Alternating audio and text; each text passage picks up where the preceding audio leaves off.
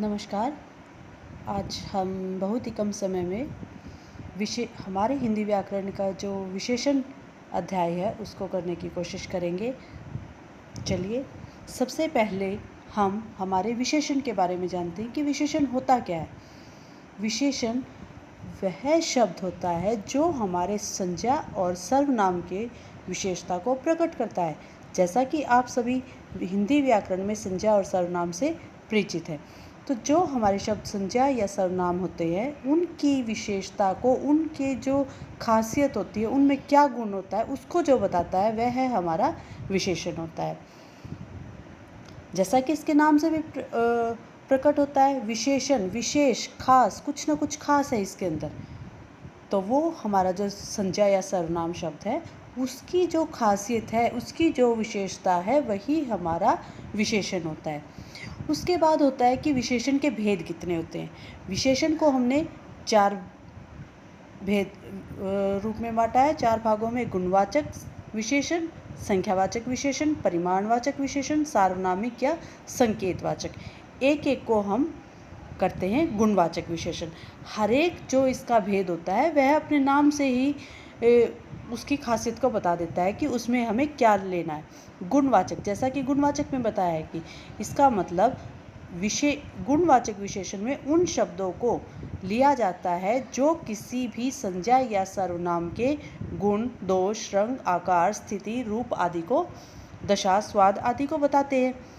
पहले ही नाम ही उसके गुणों को प्रकट कर देता है। गुणवाचक विशेषण मतलब, मैं दोबारा से दोहराती हूँ, वह विशेषण शब्द जो संज्ञा और सर्वनाम शब्दों के गुण, दोष, रंग, आकार आदि को प्रकट करता है, बताता है, उसके बारे में हमें परिचित करवाता है कि वह कैसा है, वह हमारा गुणवाचक होता है। नंबर 2 पर आता है हमारा संख्यावाचक। संख्यावाचक फिर वही स्थिति, संख्यावाचक विशेषण में विशेषण शब्द हमारी संख्या को प्रकट करेगा, संख्या को दर्शाएगा।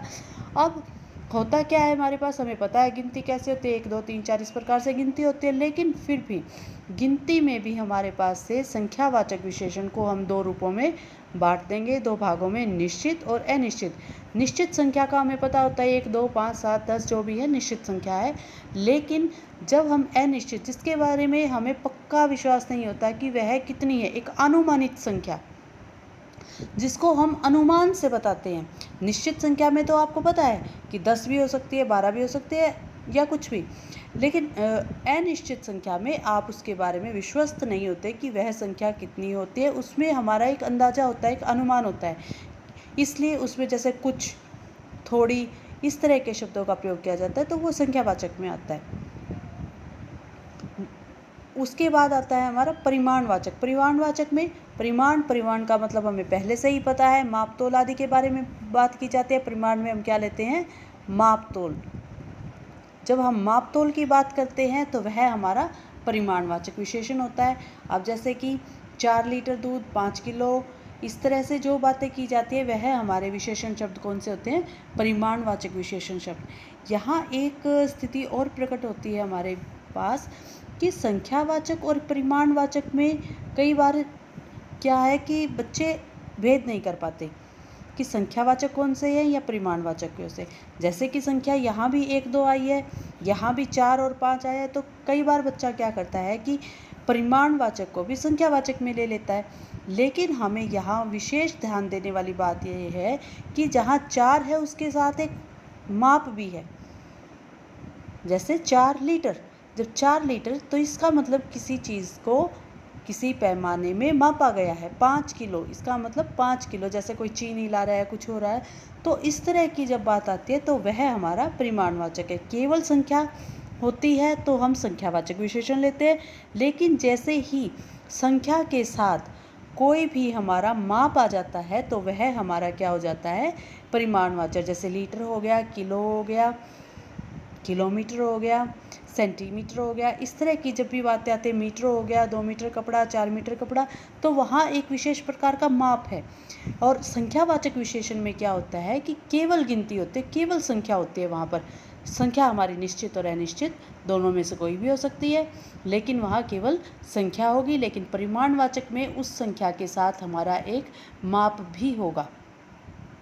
ये इन दोनों का विशेष रूप से ध्यान रखना है। अब जैसे संख्यावाचक के भी दो थे, निश्चित और अनिश्चित, इसी प्रकार से परिमाणवाचक के भी हमारे पास दो रूप है, निश्चित और अनिश्चित। निश्चित में वही हमें जैसे 4 लीटर 5 किलो एक निश्चित माप पता है कि हमारे पास कितनी चीज़ होगी, लेकिन अनिश्चित में हम अनुमान से बताएंगे, अंदाज़ा लगाएंगे, हमें उसका पक्का ज्ञान नहीं होगा कि वह कुल कितनी चीज़ है, वस्तु है हमारे पास। अब आते हैं नंबर 4 पे, जो एक विशेष, बहुत ही ज़्यादा विशेष होता है, सार्वनामिक या संकेतवाचक। अब इसको यह थोड़ा सा, जैसे संकेतवाचक से तो हमें पता चलता है किसी संज्ञा या सर्वनाम शब्द की तरफ संकेत करता है। सॉरी, संज्ञा भी नहीं इसमें, सर्वनाम नहीं, इसमें केवल संज्ञा को संकेत के रूप में लेता है। ये सार्वनामिक में क्या है, सार्वनामिक विशेषण में संकेत बोधक का काम करता है, किसी चीज़ के बारे में यह एक इशारा देता है। तो हम इनको अब थोड़ा सा, हमारे पास 3 या 4 वाक्य है, केवल इन्हीं से अनुमान लगाएंगे, और इस सार्वनामिक विशेषण को मैं अब इस वाक्य में ही अच्छी तरह से बताती हूँ कैसे होता है। जैसे हमारे वकील काला कोट पहनते हैं, यह वाक्य है हमारे पास। तो इसमें हम सबसे पहले ढूंढते हैं, एक वकील भी है, एक कोट भी है। अब दोनों संज्ञा शब्द हैं, लेकिन यहाँ वकील के बारे में तो कुछ दे नहीं रखा विशेष शब्द। कोट है, जो कोट कैसा है, कोट एक संज्ञा शब्द है, लेकिन यहाँ पर कोट की विशेषता दे रखी है। कोट कैसा है हमारा, काला। तो इसी प्रकार से हमें संज्ञा या सर्वनाम शब्दों की विशेषता को ढूंढना है, तो वही हमारे क्या होते हैं, विशेषण। तो कोट यहाँ पर कैसा है, काला है, लेकिन यह किसको दर्शाता है, उसके रंग को दर्शाता है। तो इससे हमें ये भी पहचान हो जाती है, यह विशेषण हमारा गुणवाचक विशेषण है। कैसा विशेषण है, गुणवाचक।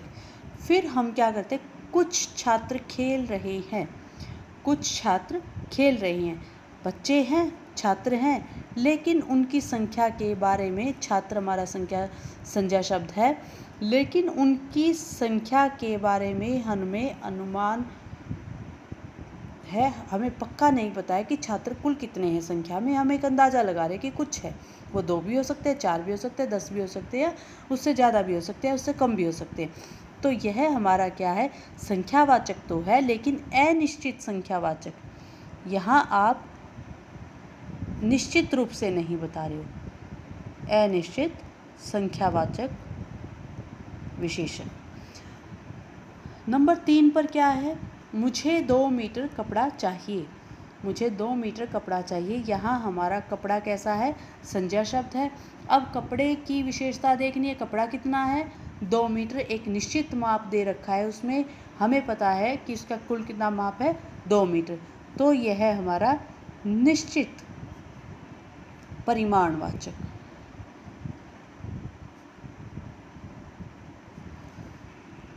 अब जो आता है समझने वाली बात, सार्वनामिक विशेषण, जैसे कि मैंने पीछे कहा था कि हम उस वाक्य के अनुसार इसको ध्यान से देखते हैं, वाक्य में समझने की कोशिश करेंगे कि सार्वनामिक विशेषण होते क्या हैं। अब जैसा कि आपको पता है, वह लड़की अच्छा नाचती है, वह लड़की अच्छा नाचती है। इस वाक्य में हमारे पास क्या है, वह सर्वनाम शब्द है, लड़की संज्ञा है, अच्छा ये पीछे दे रखा है, अच्छा नाचती है, ये बात का वाक्य है हमारा। अब वही बात आ जाती है जी, जैसे कि हमने विशेषण में पढ़ा। अब विशेषण में तो हमने क्या पढ़ा कि हमें संज्ञा और सर्वनाम की विशेषता चाहिए, लेकिन यहाँ पर तो हमारे पास सर्वनाम और संज्ञा है। अब इसमें विशेषता कहाँ से आई, तो इस वाक्य को हमें ध्यान से देखना है कि यह वाक्य क्या बताता है, कि हम किसके बारे में पढ़ रहे हैं, सार्वनामिक विशेषण या संकेतवाचक विशेषण।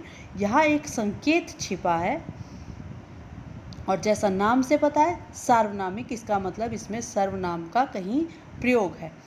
अब यहाँ ध्यान देने की बात यह है कि जो सार्वनामिक विशेषण होता है या संकेतवाचक विशेषण होता है, इसमें हमारे पास जो संज्ञा शब्द होता है, जैसे यहाँ संज्ञा शब्द हमारा लड़की है, जो संज्ञा शब्द होता है उसके बारे में इशारा हमारा सर्वनाम करता है।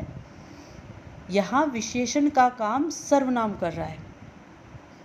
जो विशेषण शब्द होता है यहाँ पर, वो हमारा यहाँ पर सर्वनाम के रूप में लिया गया है कि, और वह सर्वनाम किस रूप में लिया गया है कि वह भी एक इशारा करेगा, एक संकेत को बताए, संकेत देगा हमें। जैसे हमें पता है कि वह शब्द तो हमारा सर्वनाम होता है, लेकिन यहाँ यह सर्वनाम शब्द विशेषण का काम कर रहा है इस संज्ञा शब्द के लिए।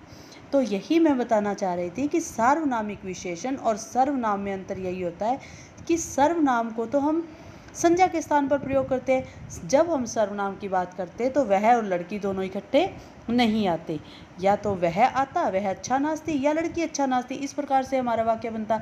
लेकिन जब हम सार्वनामिक विशेषण के बारे में बात करते हैं तो वहाँ संज्ञा शब्द होगा और जो सर्वनाम होगा वह एक विशेषण के रूप में कार्य करेगा। इसीलिए इसको, और वह विशेषण के रूप में कार्य करते हुए संकेत देगा हमें, तो इसीलिए इसको क्या कहा जाता है, सार्वनामिक या संकेतवाचक विशेषण। फिर इसके बाद एक और महत्वपूर्ण हमारी परिभाषा होती है प्रविशेषण की।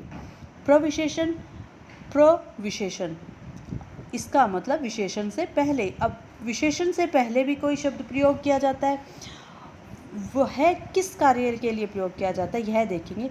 जो शब्द विशेषण की भी विशेषता को बताते, अभी तक तो हम क्या पढ़ रहे थे, विशेषण क्या कर रहा था, हमारे संज्ञा और सर्वनाम की विशेषता को बताता है। लेकिन अभी क्या है, हमारे पास प्रविशेषण आ गया है जो कि संज्ञा और सर्वनाम की तो विशेषता विशेषण बताता है, लेकिन विशेषण की भी विशेषता को प्रकट करता है, विशेषण की विशेषता को बताए, वह हमारा क्या होता है, प्रविशेषण। जैसे हमने काम हमारा कैसा था, अच्छा। अब अच्छा एक विशेषण शब्द है,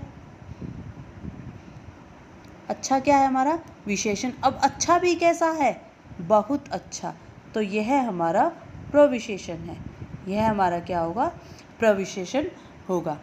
तो इस प्रकार से हम थोड़े समय में भी हमारा पूरा विशेषण के अध्याय को दोहरा सकते हैं।